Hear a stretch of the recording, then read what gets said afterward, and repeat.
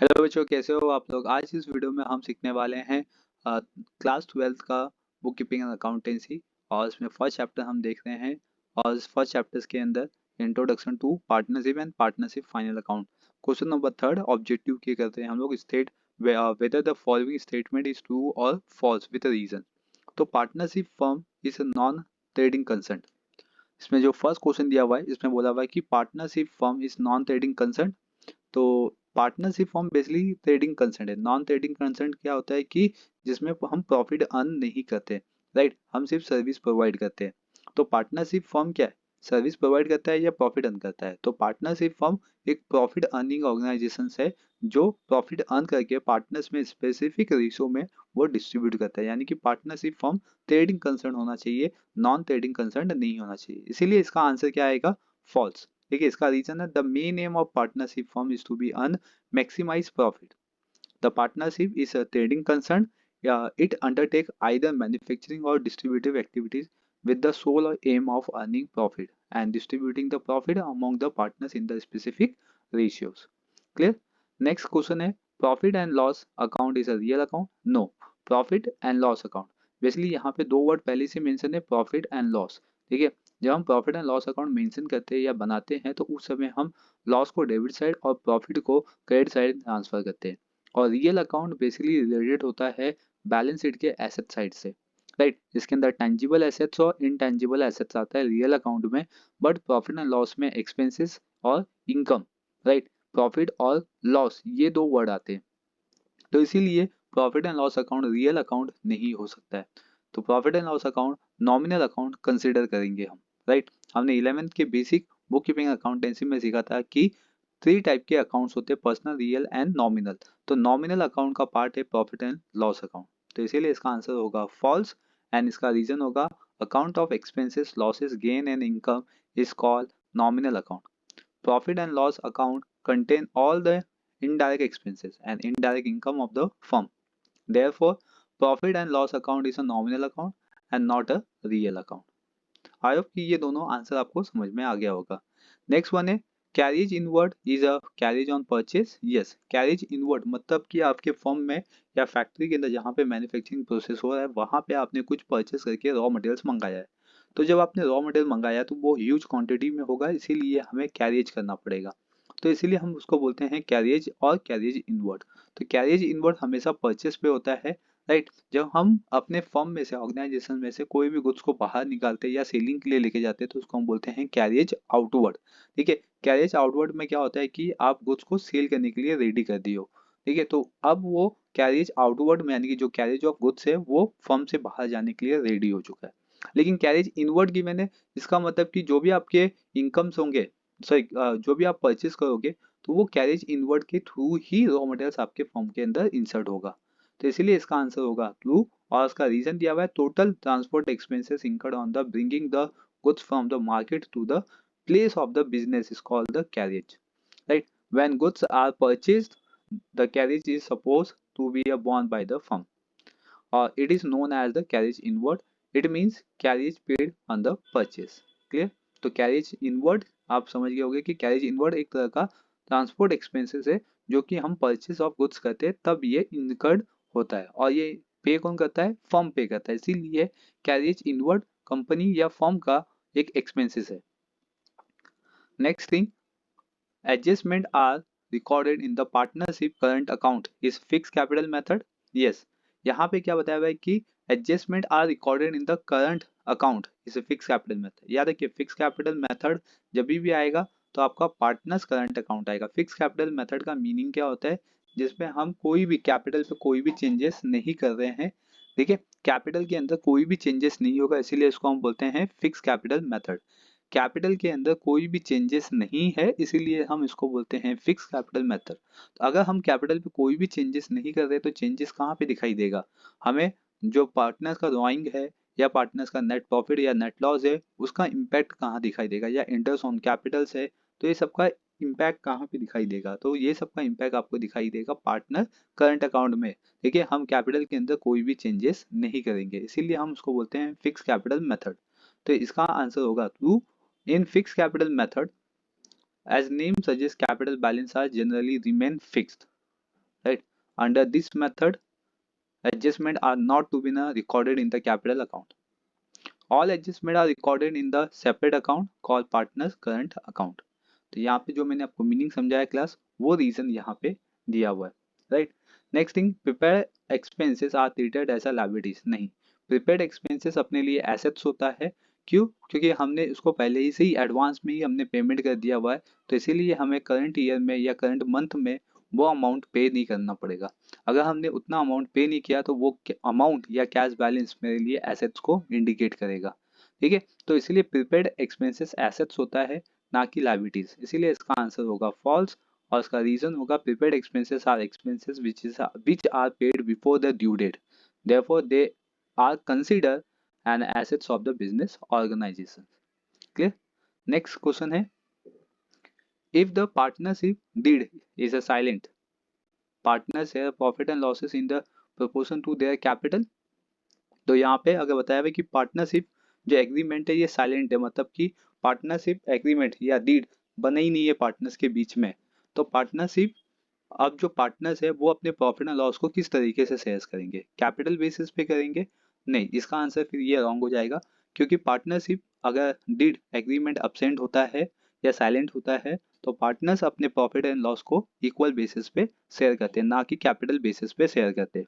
तो इसलिए इसका आंसर हो जाएगा फॉल्स, और इसका रीजन होगा as per the provisions are made under the Indian Partnership Act 1932, when partnership deed is silent about the profit and loss sharing ratios, so partners are supposed to be a shares profit and loss in equal ratios and do not in their capital ratio. Next question, balance sheet is an account? नहीं, balance sheet account नहीं होता है। Balance sheet, sheet यहाँ पे sheet का मतलब हो जाएगा कि हम कोई लिस्ट बना रहे, ठीक है? किसी चीज का हम लिस्ट बनाते हैं तो उसको हम शीट बोलते हैं बेसिकली। तो यहाँ पे बैलेंस शीट दिया हुआ है, तो बैलेंस शीट क्या ये अकाउंट है? नहीं, बैलेंस शीट कभी भी अकाउंट नहीं होता है। कभी भी हम अगर हेडिंग देते हैं तो ऐसे लिखते हैं बैलेंस शीट एज ऑन 31 मार्च, ठीक है? और जब हम प्रॉफिट एंड लॉस लिखते हैं तो प्रॉफिट एंड लॉस अकाउंट लिखते हैं, जब हम ट्रेडिंग भी लिखते हैं तो ट्रेडिंग अकाउंट लिखते हैं। हम जब भी बैलेंस लिखते हैं तो हमेशा बैलेंस शीट दिखते हैं, क्योंकि इसमें हम लिस्ट बनाते हैं लायबिलिटीज एंड एसेट्स का। जब भी हम लिस्ट बनाएंगे किसी चीज का तो वो हो जाएगा आपका बैलेंस शीट, ठीक है? या शीट उसको हम बोलते हैं। तो इसमें आंसर आएगा इसका फॉल्स, और इसका रीजन है financial statement showing all the assets and liabilities called balance sheet, it is not an account, it is a position statement which show various assets owned by the firm and various liability owned by it. On the left hand side all liabilities are listed, ठीक है? And on the right hand side all assets are recorded. Clear? तो ये balance sheet क्या है? एक तरह का financial statement है, स्टेटमेंट है, इसीलिए ये अकाउंट नहीं होगा, ठीक है? तो इसीलिए हम बैलेंस शीट को अकाउंट नहीं बोल सकते। नेक्स्ट वन है, wages paid for the installation of machinery is revenue expenditure. याद रखिए, यहाँ पे एसेट्स की बात की जा रही है, जहाँ पे हम वेजेस पेड कर रहे हैं मशीनरी के इंस्टॉलेशन पे, और मशीनरी हमारे लिए एक तरह का एसेट्स है। लेकिन हम जब फर्म की बात करेंगे और इस एसेट्स पे जब हम कोई भी एक्सपेंसेस इंकर्ड करेंगे, ठीक है? मतलब कि जैसे दिया हुआ इंस्टॉलेशन ऑफ मशीनरी, तो मतलब कि मशीनरी पे एक्सपेंसेस इंकर्ड हो रहा है इंस्टॉलेशन का। तो ये जो इंस्टॉलेशन है ये इंडिकेट क्या कर रहा है मुझे? मेरे एक्सपेंसेस को। तो ये यहाँ पे पूछा कि क्या ये रेवेन्यू एक्सपेंडिचर है? नहीं, ये रेवेन्यू एक्सपेंडिचर नहीं हो सकता। क्यों रेवेन्यू एक्सपेंडिचर नहीं है? क्योंकि रेवेन्यू जहाँ से मुझे कुछ ना कुछ अर्न होता होगा, ठीक है? और कैपिटल एक्सपेंडिचर मतलब कि जो मेरे एसेट्स को रिपेयर करने में हेल्प करता है। तो मशीनरी को यहाँ पे रिपेयर या इंस्टॉलेशंस करना है, इसीलिए उस पर मुझे एक्सपेंसेस को इंकर्ड करना है, तो वो एक्सपेंडिचर हो जाएगा। लेकिन वो रेवेन्यू एक्सपेंडिचर नहीं होगा, ये कैपिटल एक्सपेंडिचर हो जाएगा। रेवेन्यू एक्सपेंडिचर जहाँ पे मैं एक्सपेंस कर रहा हूँ लेकिन उसके अगेंस्ट में मुझे कुछ ना कुछ इनकम जनरेट होगा, इसलिए इसको मैं बोलूँगा रेवेन्यू एक्सपेंडिचर। तो मतलब रेवेन्यू एक्सपेंडिचर का अगर मैं एग्जांपल बताऊं तो पेड वेजेस एंड सैलरीज, ठीक है? मैं अपने लेबर या एम्प्लॉय को वेजेस एंड सैलरी दे रहा हूँ, जिसके बेस पे वो लेबर या एम्प्लॉय वर्कर्स जो है वो मेरे लिए काम करके मुझे प्रोडक्ट बना के दे रहे हैं और उसको मैं मार्केट में सेल करके अपनी अर्निंग कर रहा हूँ, तो उसको मैं बोलूँगा रेवेन्यू एक्सपेंडिचर, राइट? और मैं जब किसी फर्नीचर मशीनरी बिल्डिंग को अगर मैं रिपेयर या इंस्टॉल करूँगा, ठीक है, तो वो हो जाएगा मेरा कैपिटल एक्सपेंडिचर। तो इसीलिए इसका आंसर होगा फॉल्स, और इसका रीजन होगा wages paid for the installation of machinery is the capital expenditure, therefore it is added to the cost of machinery, ठीक है? It is generally paid once in the life of and assets, it is a long term and capital expenditure. Clear यहाँ तक? Next one है income receive in advance is a liability. Yes, अगर मैंने income advance में receive कर लिया तो वो मेरे लिए लायबिलिटी हो जाएगा फॉर द करंट ईयर. ठीक है, अगर मैंने प्रीवियस ईयर क्या किया कि इनकम को एडवांस में रिसीव कर लिया और इस करंट ईयर में जितना मैंने एडवांस में रिसीव किया हुआ है वो अमाउंट मेरे लिए बन जाएगा लायबिलिटीज. तो इसीलिए इसका आंसर होगा ट्रू और उसका रीजन होगा when income in respect to the next year received in the current year, it is known as the income received in advance. So, in the year, firm will not able to receive that amount. Therefore, it is considered as a liability for the current year. Next है RDD is create on the creditors. नहीं, RDD कभी भी create नहीं होता creditors पे, क्योंकि creditors को अगर हम सिंपल से लैंग्वेज में समझे तो creditors mean suppliers and RDD का मीनिंग होता है रिजर्व फॉर डाउटफुल डेब्ट. ये फुल फॉर्म है और उसका मीनिंग है कि ऐसे लोगों पे मुझे डाउट है कि मेरा अमाउंट मुझे रिसीव हो सकता है या नहीं हो सकता. रिजर्व फॉर डाउटफुल डेब्ट मतलब मैंने इतना अमाउंट या इतने कस्टमर्स को रिजर्व फॉर डाउटफुल डेब्ट में डाल के रखा हुआ है कि इतने कस्टमर से मुझे इतना अमाउंट मिल नहीं सकता. तो कस्टमर्स का मतलब क्या होगा? डेटर्स. ठीक है, अकाउंट के टर्मिनोलॉजी में हम उसको बोलते हैं डेटर्स. तो आरडीडी कभी भी डेटर्स पे क्रिएट होता है ना कि क्रेडिटर्स पे, इसीलिए इसका आंसर होगा फॉल्स और इसका रीजन होगा कि RDD is create on the value of debtors. ठीक है, such provision is made against the profit and loss account and इसका जो सेकंड इफेक्ट होता है वो हम प्रॉफिट एंड लॉस के डेबिट साइड में डालते हैं और बैड डेब्ट्स में ऐड करते हैं. क्यों? क्योंकि ये हमें एक्सपेंसेस या लॉसेस को इंडिकेट कर रहा है. ठीक है, in future if loss is incurred an account of bad debts, such amount is used in run the business. ठीक है, तो ये अमाउंट बिजनेस रन करने के लिए भी यूज होता है. मतलब कि हम इसको सिर्फ रिजर्व फॉर डाउटफुल डेब्ट में डाले हुए हैं, मतलब कि हमें पता नहीं है कि फ्यूचर में क्या हो सकता है, हमें लॉस हो सकता है या नहीं हो सकता है, इसीलिए कंपनी क्या करती है उसको पहले से ही लॉस में इंकर्ड कर देती है. इन फ्यूचर अगर रिसीव हो गया तो वो उससे फिर माइनस हो जाएगा. देखिए, अगर नहीं हुआ तो वो प्लस होके अपने एक्सपेंसेस में आगे की तरह कैरी फॉरवर्ड हो जाएगा. नेक्स्ट है depreciation is not calculated on the current assets. Yes, कभी भी डेप्रीसिएशन कैलकुलेट होता है ऑन द फिक्स एसेट्स ना कि करंट एसेट्स, क्योंकि करंट एसेट्स क्या आता है? शॉर्ट टर्म पर्पस के लिए होता है और ये कभी भी मतलब कि चले जाता है बिजनेस से. कैश एक दिन में रहेगा या नहीं रहेगा, इसीलिए इस पर हम डेप्रीसिएशन नहीं लगाते हैं. डेप्रीसिएशन कभी भी लगता है लॉन्ग टर्म एसेट्स पे या फिक्स एसेट्स पे. ठीक है, तो इसीलिए current assets means liquid assets which has no fix tenure. Therefore depreciation can not be a calculate on it. ठीक है, तो क्योंकि इसका एक कोई फिक्स टेन्यूअर या पीरियड नहीं होता है, टाइम नहीं होता, इसीलिए हम इस पर डेप्रिसिएशन कैलकुलेट नहीं करते. और depreciation is calculate and charge on the fix assets for their use wear and tear etcetera. Next है goodwill is a tangible asset, sorry intangible assets. Yes, goodwill intangible है क्योंकि गुडविल को हम reputation के नाम से जानते हैं. किसी भी कंपनी या ऑर्गेनाइजेशन और फर्म का रेपुटेशन क्या होता है? गुडविल होता है और उसको हम मेजर करते हैं मनी वैल्यू से. लेकिन गुडविल हमें दिखाई नहीं देता, इसको हम सिर्फ फील कर सकते हैं क्योंकि इसके expression of the business organisation से किसी भी बिजनेस ऑर्गेनाइजेशन का नाम और उसका फ्रेम ही गुडविल होता है. ठीक है, इसीलिए ये दिखाई नहीं देता और इसको सिर्फ हम फील करते हैं, इसीलिए ये इनटेंजिबल है और इसकी जो वैल्यू होती है उसको मनी में कंसिडर करते हैं. तो goodwill is a reputation of the business computer in the terms of money. Reputation can be a experience but can not be a see. ठीक है, सीन यहाँ तक और felt. Therefore goodwill is a tangible assets. Next है इसका indirect expenses are debited to trading account. ये statement false है क्योंकि इनडायरेक्ट एक्सपेंसेस ये प्रॉफिट एंड लॉस को इंडिकेट करता है. मतलब कि जो प्रोडक्शन प्रोसेस में इन्वॉल्वमेंट नहीं है और फिर भी उस पर एक्सपेंसेस हो रहा है.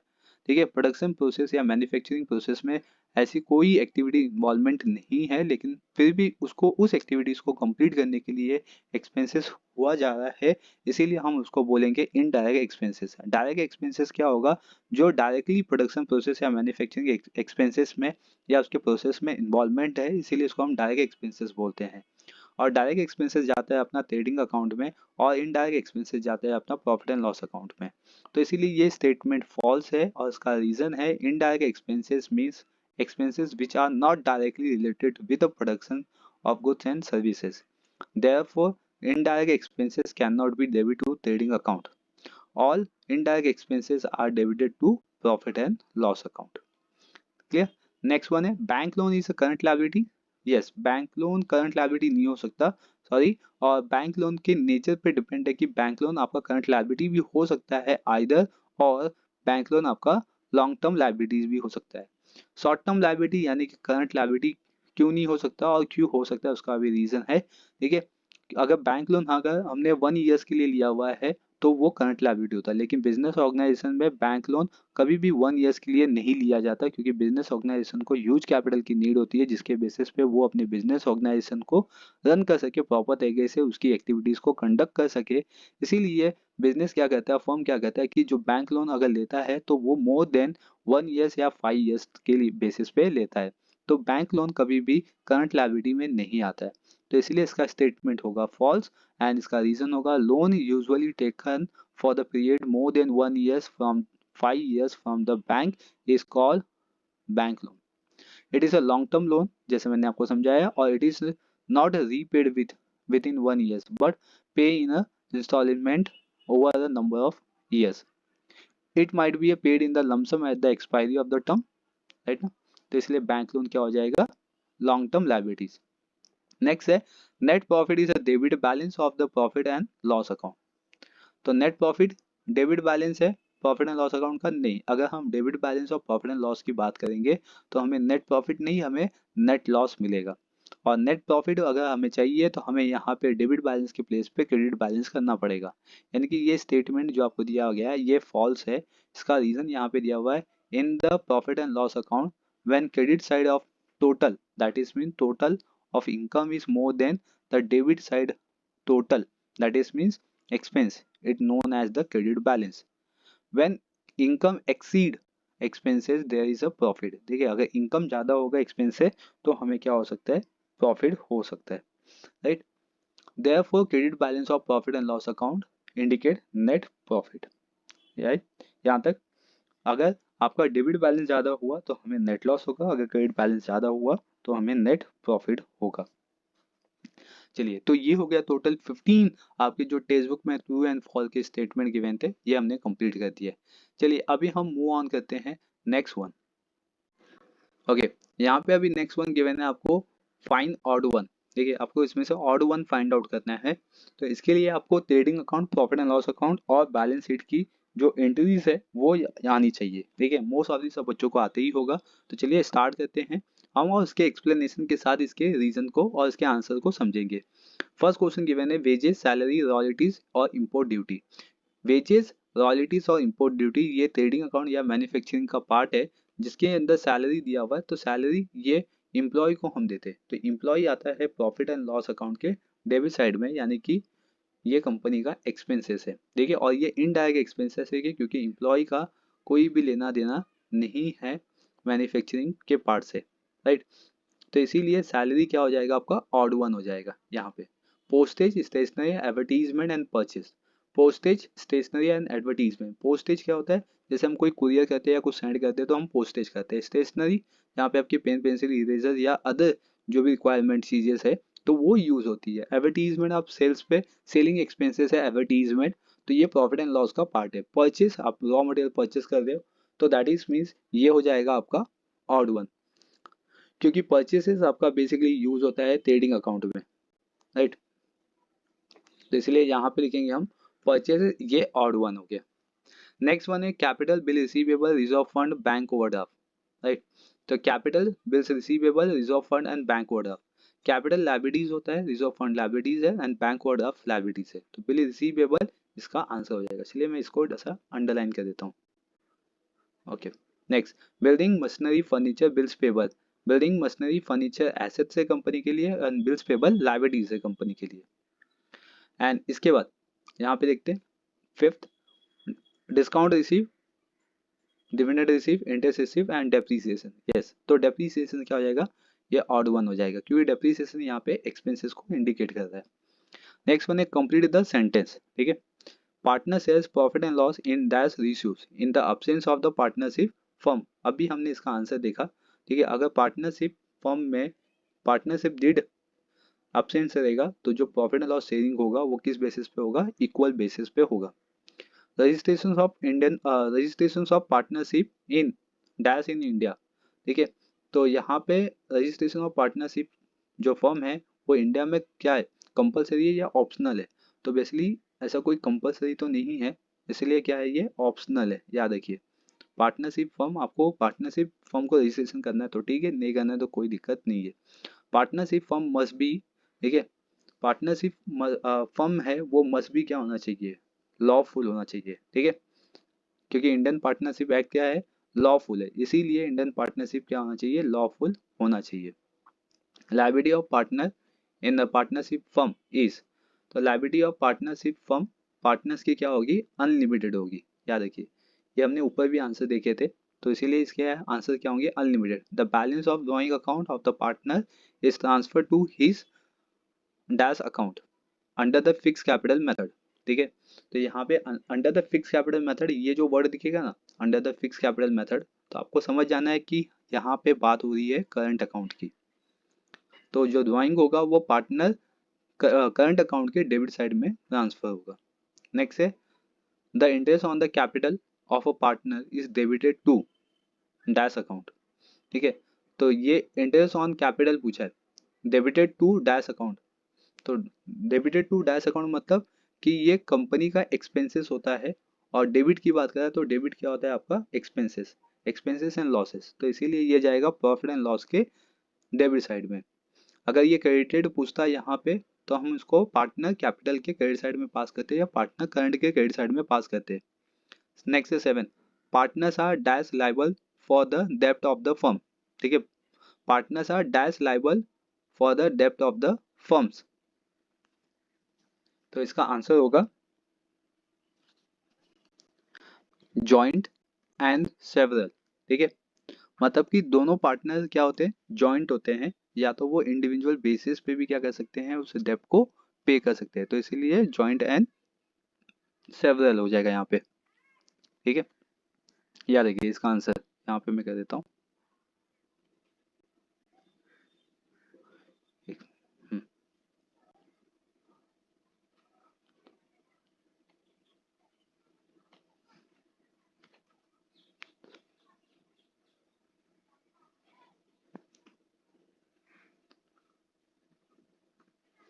Okay, next, partnership deed is an decks of the partnership, तो यहाँ पे आएगा आर्टिकल, ठीक है, आर्टिकल, क्योंकि आर्टिकल क्या है, एक लॉ है, ठीक है, और कानून है, इसके बेसिस पे होता है।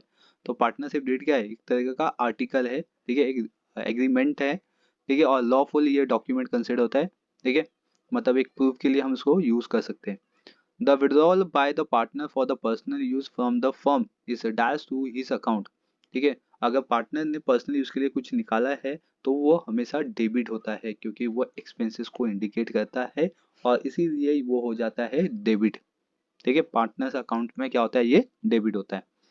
Commission payable to the partner is dash to the firm, अगर हमने पार्टनर्स को कमीशन दिया हुआ है तो वो कंपनी या फर्म के लिए क्या हो जाएगा, एक्सपेंसेस हो जाएगा, याद रखिए, तो इसीलिए इसका आंसर होगा एक्सपेंसेस, ठीक है। और यहाँ पे लिखा हुआ है पेबल, याद रखिए, देखो पेबल है, अगर पार्टनर्स को हमने पे कर दिया तो एक्सपेंस है, अगर पेबल है तो वो आउटस्टैंडिंग एक्सपेंस हो जाएगा। पेबल का मतलब क्या होगा कि हमने अभी तक अमाउंट पे नहीं किया हुआ है, इसीलिए ये क्या हो जाएगा, एक्सपेंसेस, और ये कैसा एक्सपेंस बनेगा, आउटस्टैंडिंग एक्सपेंसेस बनेगा, ठीक है, क्योंकि याद रखिए यहाँ पे वर्ड है पेबल, ठीक है, अगर यहाँ पे पेड हो जाता तो हम इसको एक्सपेंसेस इंडिकेट करते, लेकिन पेबल है इसीलिए हम इसको आउटस्टैंडिंग एक्सपेंसेस इंडिकेट यहाँ पे कर। नेक्स्ट वन है when partner adopt fix capital method then they have to be operate decks account, अगर पार्टनर्स ने एडप्ट कर लिया हुआ है फिक्स कैपिटल मेथड, तो पार्टनर्स कौन सा अकाउंट यहाँ पे ऑपरेट करेंगे, which types of account partners operate, तो इसमें आएगा पार्टनर करंट अकाउंट, ठीक है, पार्टनर करंट अकाउंट, एक सेकेंड, राइट। अगर पार्टनर ने फिक्स कैपिटल, जैसे मैंने समझाया आपको, फिक्स कैपिटल मेथड अगर आपको दिख गया तो आपको हमेशा माइंड में रखना है कि वो पार्टनर करंट अकाउंट होगा। देखिए यहाँ पे नेक्स्ट लिखा हुआ if partner current account show dash balance it is shown to the liability side of the balance sheet, अगर पार्टनर करंट अकाउंट को टैली करने के बाद उसका जो बैलेंस है वो किस साइड होगा, डेबिट साइड होगा, नहीं डेक्स साइड, यहाँ पे साइड ही बताना है कि वो किस साइड होगा कि वो लायबिलिटी बन जाए, अगर वो डेबिट साइड होगा। याद रखिए, अगर पार्टनर कैपिटल अकाउंट को हम टैली कर रहे हैं और उसका जो बैलेंस है वो डेबिट साइड है, ठीक है,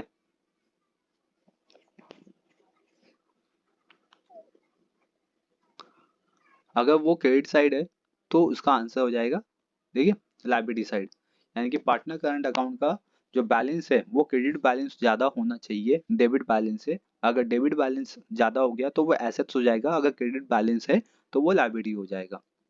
the expenses paid for the trading purpose are known as direct expenses. ठीक है, ऐसा एक्सपेंस जो हम यूज कर रहे हैं ट्रेड करने के लिए तो उसको हम कौन सा एक्सपेंसेस बोलेंगे? तो ऑब्वियसली ट्रेड बोलेंगे, ट्रेडिंग एक्सपेंसेस या ट्रेडिंग पर्पस है तो ट्रेड एक्सपेंस बोलेंगे इसको। Cash receive which are recurring in nature are called as, ठीक है, तो उसको बोलेंगे रेवेन्यू रिसिप्ट,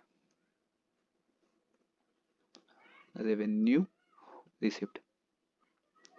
ठीक है, रिकरिंग दिया है यहाँ पे, मतलब कि बार बार इनकम आते रहेगा, ठीक है, कैश रिसीव होता रहेगा तो उसको रेवेन्यू रिसिप्ट बोलेंगे।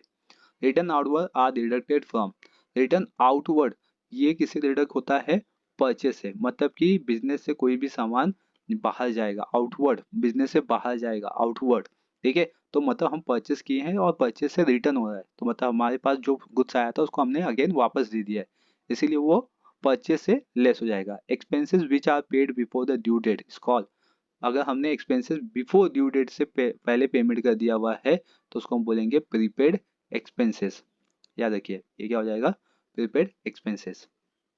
नेक्स्ट है assets are, assets which are held in the business for a long period of time is called, तो उसको हम बोलेंगे fix capital, sorry fix assets. ठीक है, याद रखिए उसको हम क्या बोलते हैं, जो लॉन्ग टर्म तक होता है उसको हम फिक्स एसेट्स बोलते हैं, जो शॉर्ट टर्म होता है उसको हम करंट एसेट्स बोलते हैं। तो यहाँ पे लॉन्ग टर्म बेसिस के बारे में बात किया हुआ है तो इसको हम फिक्स एसेट्स का नाम देंगे। इसके बाद आएगा trading account is prepared on the basis of dash expenses.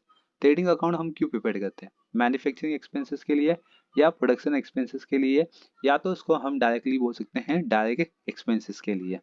ठीक है, तो इसका आंसर होगा डायरेक्ट एक्सपेंसेस। नेक्स्ट है when commission is allowed to any partner it is a dash of the business. तो ऑब्वियसली अगर मैंने पार्टनर्स को कमीशन अलाउ कर दिया हुआ है तो ये मेरे लिए क्या हो जाएगा? एक्सपेंडिचर हो जाएगा। ठीक है, तो इसको लिखूंगा मैं एक्सपेंडिचर। क्यों? क्योंकि कंपनी का ये एक्सपेंस है, पार्टनर्स का इनकम है लेकिन कंपनी का क्या है? ये एक्सपेंस है या एक्सपेंडिचर्स है। When goods are distribute as a free sample it is treated at dash of the business.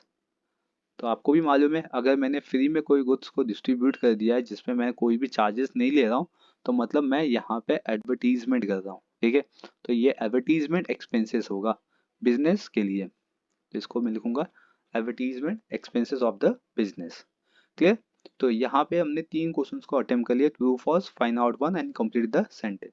I hope कि ये जो तीनों क्वेश्चन थे इसके एक्सप्लेनेशन आपको समझ में आ गए होंगे कि इसको किस तरीके से आपको समझ के इसके आंसर्स को लिखना है। चलिए अब हम मूव ऑन करेंगे इसके एफ पार्ट पे, लेकिन ये हम कंटिन्यू करेंगे नेक्स्ट वीडियो में। बने रहिए चैनल पे, चैनल को सब्सक्राइब कर लीजिए। Thank you for watching.